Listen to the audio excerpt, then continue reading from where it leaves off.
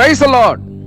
வாழ்வை வளமாக்கும் தேவ வார்த்தை பிலிப்பியருக்கு எழுதின நிருபம் 4ஆம் அதிகாரம் 5ஆம் வசனம். உங்கள் சாந்த குணம் எல்லா மனுஷருக்கும் தெரிந்திருப்பதாக, கர்த்தர் சமீபமாயிருக்கிறார்.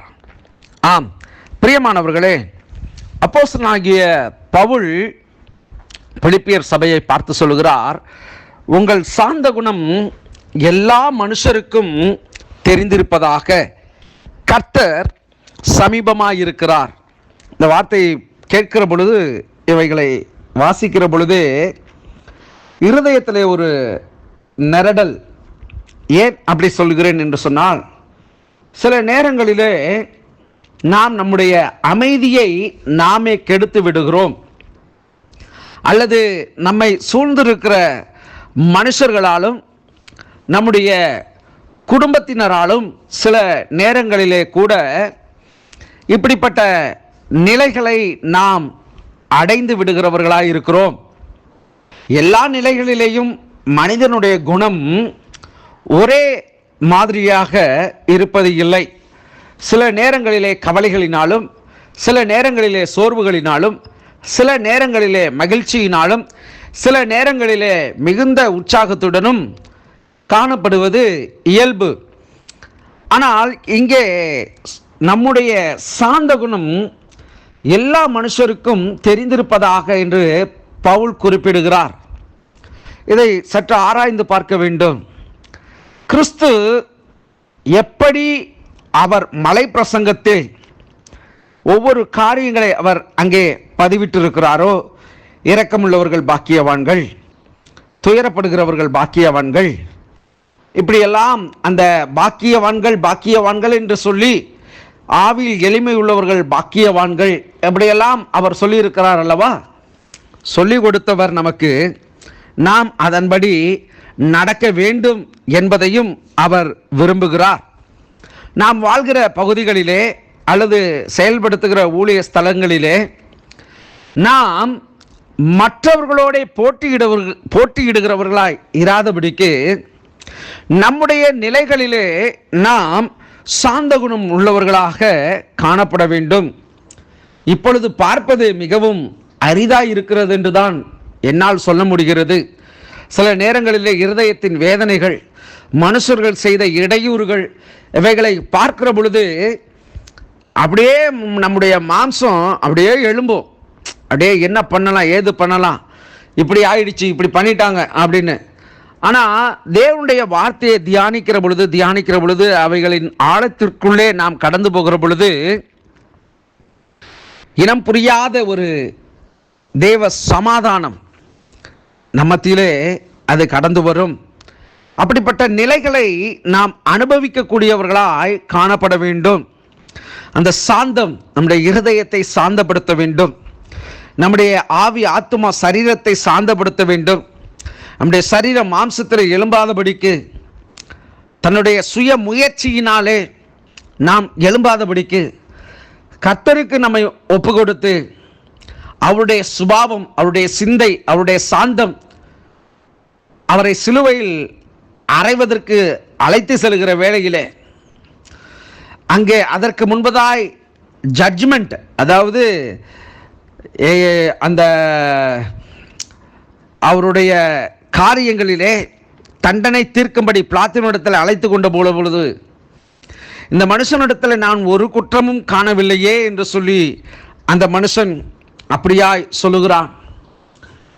அதை போல தேவ பிள்ளைகள் நாம் வாழ்வதற்கு முயற்சி செய்ய வேண்டும், வாழ வேண்டும், பிரயாசப்பட வேண்டும். இதை நானும் விரும்புகிறேன். இந்த வார்த்தையை நான் சொல்லுகிறதுனாலே நான் மேதாவி என்று அல்ல, விரும்புகிறேன், விரும்ப வேண்டும் என்று மற்றவர்களிடத்திலே, உங்களிடத்திலே நான் பகிர்ந்து கொள்கிறேன். நம்முடைய அநேக நேரங்களிலே கோபத்தினாலும் எரிச்சலினாலும் சில நேரங்களிலே நாம் தேவனிடத்தில் பெற்றுக்கொள்ள வேண்டிய நன்மைகளை நாம் சிதைந்து போக பண்ணுகிறோம், உடை தருகிறோம். இப்படிப்பட்ட நிலைகளை நாம் மாற்றிக்கொள்ள வேண்டும். அந்த வசனத்தினுடைய அடுத்த பகுதி சொல்லுகிறது, கர்த்தர் சமீபமாயிருக்கிறார். அப்படின்னா அவர் இப்போது நம் அருகிலேயே இருக்கிறார், நம்மோடு கூட இருக்கிறார் என்பதை அங்கே அப்போஸ்தலனாகிய பவுல் வலியுறுத்துகிறார். சங்கீதம் 145:18 தம்மை நோக்கி கூப்பிடுகிற யாவருக்கும், உண்மையாய் தம்மை நோக்கி கூப்பிடுகிற யாவருக்கும் கர்த்தர் சமீபமாய் இருக்கிறார் என்று சங்கீதக்காரன் சொல்லுகிறான். மத்தேயு 28:20 நான் உங்களுக்கு கட்டளையிட்ட யாவையும் அவர்கள் கை கொள்ளும்படிக்கு அவர்களுக்கு உபதேசம் பண்ணுங்கள், இதோ உலகத்தின் முடிவு பரியந்தம் சகல நாட்களிலும் நான் உங்களுடனே கூட இருக்கிறேன் என்றார் என்று எழுதப்பட்டிருக்கிறது அல்லவா? அவர் நம்மோடு கூட தான் இருக்கிறார், நமக்குள் தான் இருக்கிறார். அதை நாம் மறந்துவிடக்கூடாது. எபிரேயர் 13:5 நீங்கள் பண ஆசை இல்லாதவர்களாய் நடந்து உங்களுக்கு இருக்கிறவைகள் போதும் என்று எண்ணுங்கள், நான் உன்னை விட்டு விலகுவதும் இல்லை, உன்னை கைவிடுவதும் இல்லை என்று அவர் சொல்லி இருக்கிறாரே என்று எழுதப்பட்டிருக்கிறது. நான் ஏன் இந்த வசனங்களை குறிப்பிடுகிறேன் என்று சொன்னால், கர்த்தர் சமீபமாய் இருக்கிறார் என்பதன் அர்த்தம் அவர் நம்மோட கூட இருக்கிறார் என்பதை நாம் விளங்கிக் கொள்ள வேண்டும் என்பதற்காக இந்த வார்த்தையை சொல்கிறேன். ஒருவேளை அவரது இரண்டாம் வருகை சமீபமாய் இருக்கிறது என்று வேதமும் சொல்கிறது. யாக்கோபு 5:8 நீங்களும் நீடிய பொறுமையோடு இருந்து உங்கள் இருதயத்தை ஸ்திரப்படுத்துங்கள், கர்த்தரின் வருகை சமீபமாய் இருக்கிறது என்று சொல்லப்பட்டிருக்கிறது. வெளிப்படுத்தல் 1:3 இந்த தீர்க்கதரிசன வசனங்களை வாசிக்கிறவனும் கேட்கிறவர்களும் இதில் எழுதியிருக்கிறவர்களை கை கொள்ளுகிறவர்களும் பாக்கியவான்கள், காலம் சமீபமாய் இருக்கிறது என்று சொல்லப்பட்டிருக்கிறது. ஆகவே தேவ பிள்ளைகளே, நீங்கள் ஒன்றுக்கும் கவலைப்படாதிருங்கள். தேவன் உங்களுக்கு அமைதலுள்ள ஜீவனம் பண்ணும்படிக்கு சாந்த குணத்தை உங்களுக்கு தேவன் தந்தருள்வாராக. அவர் உங்களோட கூட இருக்கிறார் என்பதை மறந்து போகாதிருங்கள். செபிப்போம். அன்புள்ள பரிசுத்தமுள்ள நல்ல தகப்பனே, எங்களை நேசிக்கிறவரே, எங்களுக்காக எல்லாவற்றையும் செய்து முடித்தவரே, நீர் எங்களோடு கூட இருக்கிறீர், எங்களுக்கு சமீபமாய் இருக்கிறீர். ஒருவேளை உம்முடைய வருகையை குறித்து நாங்கள் வாசிக்கப்பட்ட வசனத்திலே சொல்லப்பட்டிருந்தாலும் எங்களை நாங்களே ஆயத்தப்படுத்திக் கொள்ள, ஆதாயப்படுத்திக் கொள்ள எங்களுக்கு உதவி செய்யும். இந்த நாளை ஆசீர்வதியும். உம்முடைய கிருபை எங்களை சூழ்ந்திருக்கட்டும். மனுஷர்கள் எங்கள் மேல் கடந்து போனாலும் என் தேவன் எங்களை செழிப்பான மேட்டிலே கொண்டு வந்து நிறுத்துகிறவர். நாங்கள் தண்ணீர்களை கடக்கும் பொழுதும் அக்கினியிலே நடக்கும் பொழுதும் ஓ ஸ்தோத்திரம், எங்களை ஆண்டவரே மூழ்கி போகாதபடிக்கு எங்களை காத்து வழிநடத்தி வருகிற தேவன்.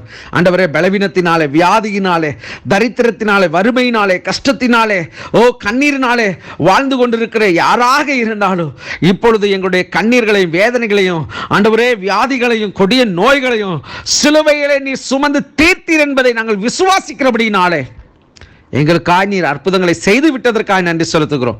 அந்த நாளை ஆசீர்வதியும். என்னுடைய போக்கு வரத்து எல்லாம் உமக்கு பிரீதியாக இருக்கட்டும், பிரியமாக இருக்கட்டும். எங்கள் மேல் உம்முடைய பாதுகாப்பு இருக்கட்டும். ஆண்டவரே, எங்கள் பிள்ளைகளை அர்ப்பணிக்கிறோம்.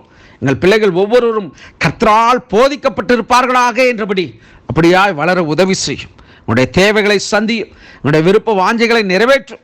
கர்த்தர் பயங்கரமான காரியங்களை எங்களுக்கும், எங்கள் சபைகளுக்கும், சபையின் ஜனங்களுக்கும், தேசத்தின் ஜனங்களுக்கும் செய்தருளுவீராக.